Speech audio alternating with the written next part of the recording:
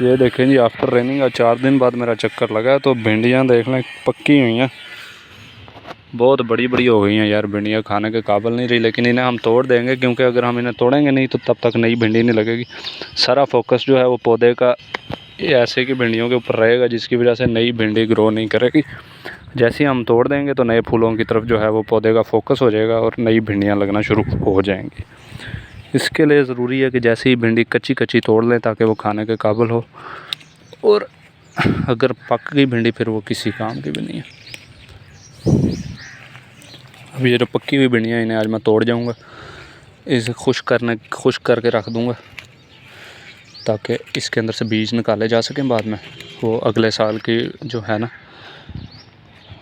وہ بوائی کے لیے جو ہے وہ کام آئے گا انشاءاللہ۔